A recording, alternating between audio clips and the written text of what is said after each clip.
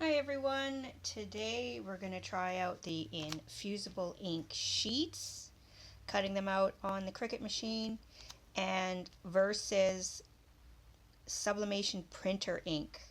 So I'm going to do one cutout with the Infusible ink sheets and one side with the Sublimation paper and see if we notice any difference in it.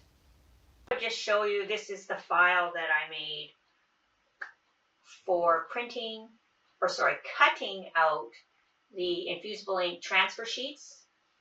And when you send them to the mat, you have to remember to mirror the image. But I'm back on here now because I have the idea is I'm going to now print out a second copy on Sublimation ink, on Sublimation printer. And I'm going to do a test, and on one side I'm going to have the Infusible ink sheet, and on the other side I'm going to have the printed Sublimation printer image, and I want to see if there's much of a difference on how they look. Okay, so these are currently basic cut because you're going to be cutting the Infusible ink transfer sheets, but I need to make a duplicate set and flatten the images so that they now become print then cut, and then I'll send them to my print or Sublimation printer and print off the second set so we can try the test.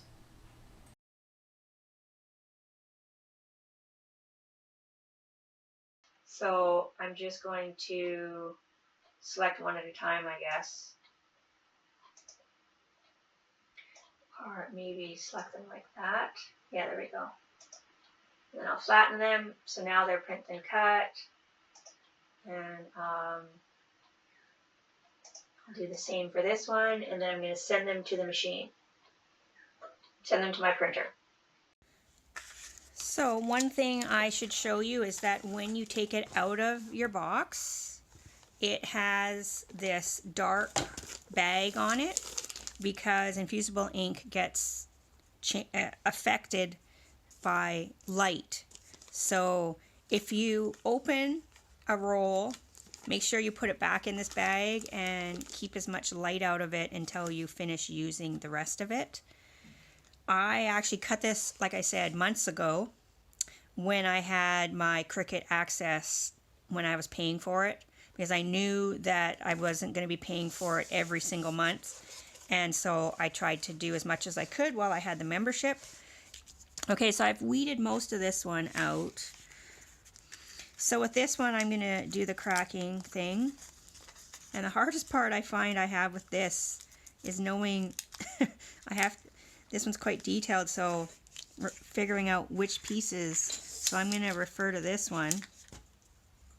And maybe I'll just put a piece of tape down here to help me have it flat so I can see what I'm doing. And if you note, it has been mirrored.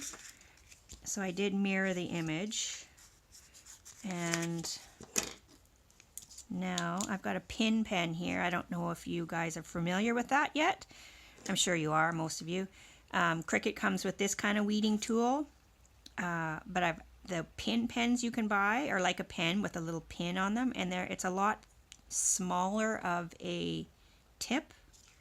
So let's see if I can get it in position there. So it is nice for when you have these smaller areas. So I'm going to try to crack this one a little bit more here. There we go. Okay, yeah, that works good. Yeah, this cracking method really does work good. You don't really even need your tool.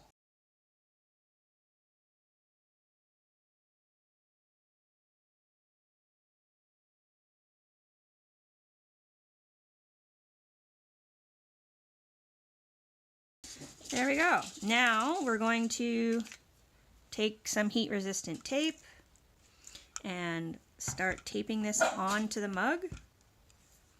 Okay, so I'm just going to grab one of my Sublimation mugs. You do have to buy special mugs that have special coating on them in order to be sublimated on. This one was just a Cricut brand that I bought. Okay, so I'm just going to actually take a little bit of alcohol here and clean off this surface in case I have any fingerprints on there. Okay, so I usually hold my mug like this, so I'm going to put this one on this side.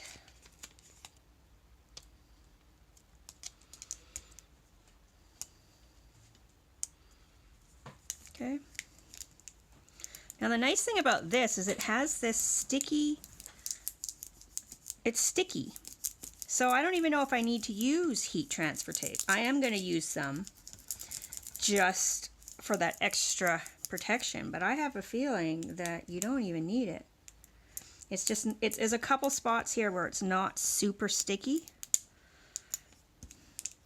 but I'm getting the sense that that is why maybe Infusible ink transfer sheets might work better than sublimation paper prints, because you have to tape them down and they're not as secured on.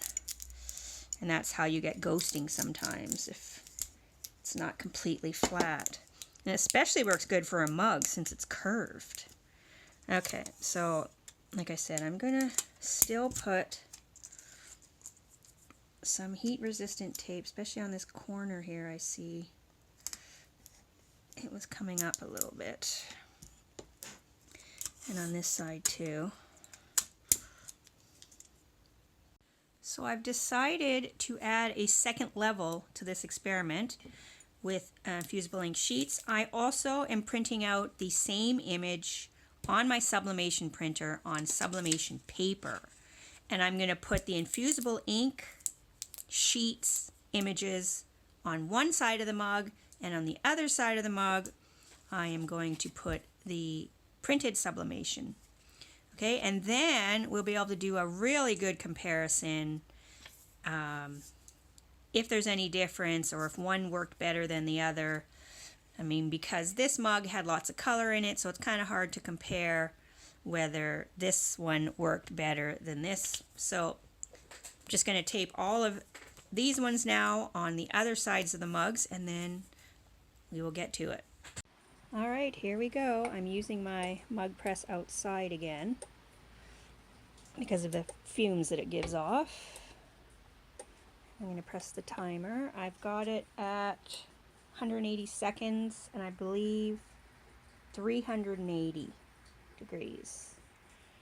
So we'll let this count down, and then we'll do a reveal after it cools a little bit.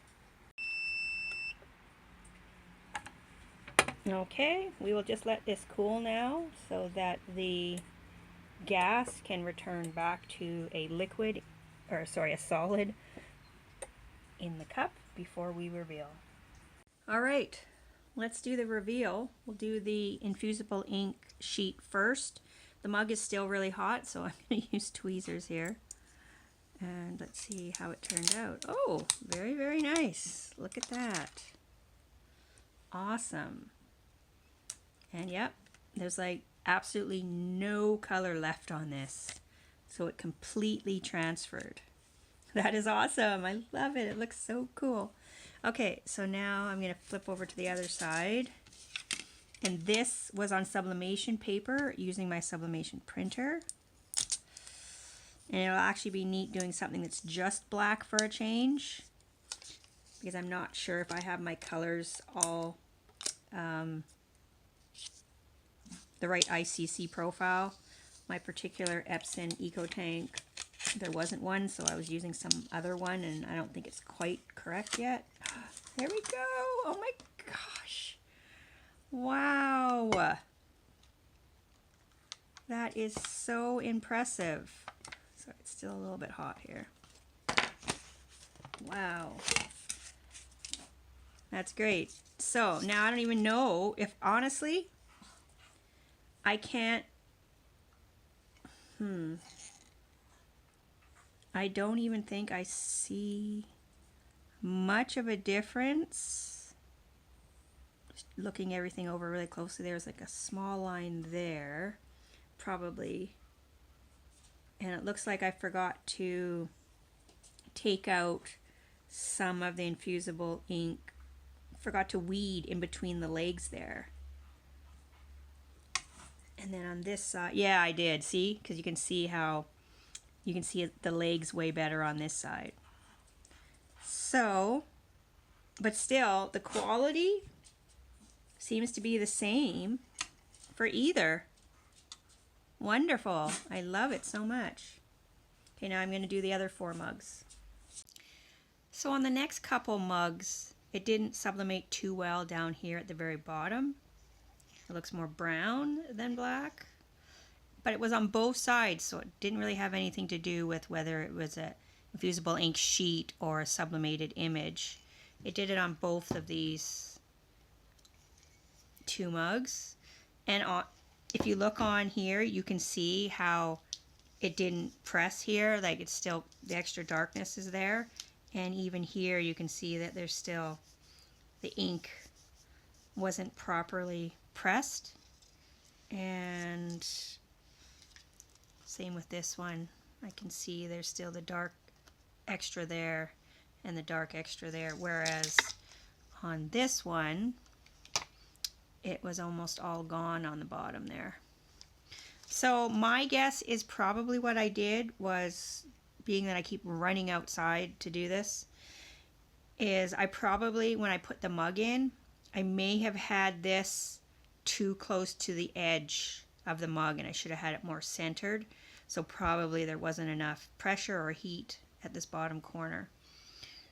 But I still think it looks great anyways, and I think everybody will be happy with their mugs.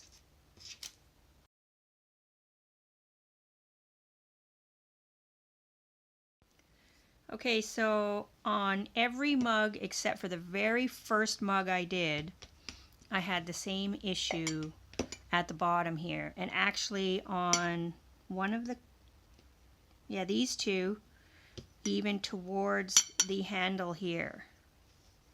Let's see, did it no, see, no, that one was fine. Okay, so what I did notice is on these 2, this is getting close to the handle. Whereas this one was a lot farther away from the handle, so there was no issues. So something to think about when you're designing and placing is to leave yourself quite a bit of room from the handle, because it does only, the clamp only comes to about here. And I guess you want to make sure that you're totally clear of that clamp, and I probably wasn't. It was probably rusting right on the edge. And then down at the bottom, the only thing I can think of for this was either, like I said, I didn't quite position it right, or maybe the first one worked the best because the temperature was, you know, 100% what it needed to be, and because I was doing so many mugs in a row that the temperatures might have dropped slightly for each mug, and therefore, you know, at the bottom here it just wasn't long enough or hot enough. But just to save yourself the hassle is, when you're designing, you could maybe make this just a little bit smaller so that you have a buffer here at the bottom. Like, so if this could have been just up a teeny bit higher, then I probably wouldn't have had that problem at all on any of these mugs. But here they all are.